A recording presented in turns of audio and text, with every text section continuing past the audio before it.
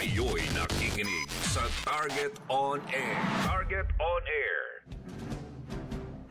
Text line 0927-861-1921.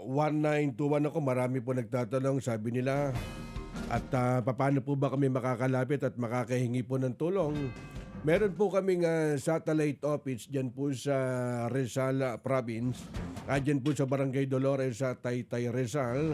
At ang aming studio ng DZME nandyan po sa 18th floor ng Citra Building, Ortigas Center. Dyan po sa San Miguel Avenue.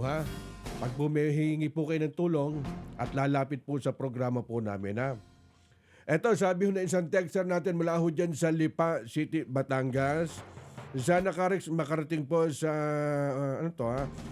makarating po kay General Lucas, Regional Director po ng Region 4A Calabarzon. Ang ginagawa po ni alias Buloy, parang familiar sa akin. Parang tinalakay na ho natin to kamakailan.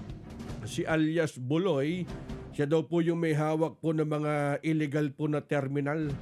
Nasa 500 na kolorom na ban. At nakatarima po dyan sa Port of Batangas sa may barangay Santa Clara. Baka sa labas to dun sa Port of Batangas. Yung mga nakapila ba na ban na binabanggit mo? Ibig sabihin halos karamihan dun puro mga kolorom. At ang namamahala o isa ho dun sa mga protector itong si alias Buloy. Mas mainam siguro parating niyo sa amin kung ano po yung kompletong detalye. At isa daw po sa mga financer po niya, itong sina John at alias Bernie na humahawak ng mga illegal po na kolorum na ban. Adyan po sa may Port of Batangas. Marami yan. Baka naman ho name drop lang. O baka naman ho kaaway lang. Tapos nagagamit po yung pangalan. Maraming ganun pong pagkakataon di ba?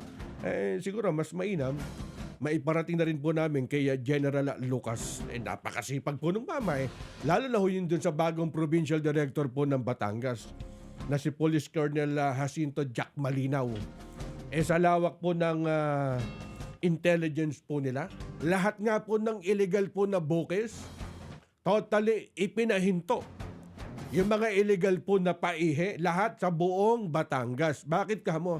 Wala pong tumatakbo karix ng STL Halos 2 buwan na hong stop operation ng STL.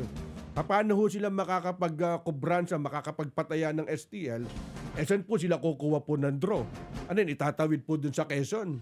Kukunin po dito sa bagong franchise ng Laguna. Basta STL sa buong Batangas, wala pong tumatakbo. Kaya kung may illegal man dyan, mabilis po ang intelligence ng PNP Batangas para totally erase po yan. Kumbaga, lahat. Kaya yung binabanggit po ng texter natin na si alias Buloy na may hawak daw po ng mga illegal po na terminal. Yung mga kolorum na ban. Adyan po sa labas po ng Port of Batangas. Bigyan nyo pa kami ng iba pang datos sa mga kaibigan para ingunguso namin sa Provincial Director at saka sa Regional Director. Sino ba yan si alias Buloy? At isa dun sa mga financer, si Bernie. At saka si alias Jana. Magbabalik po kami Kayo'y nakikinig sa Target On Air. Target On Air.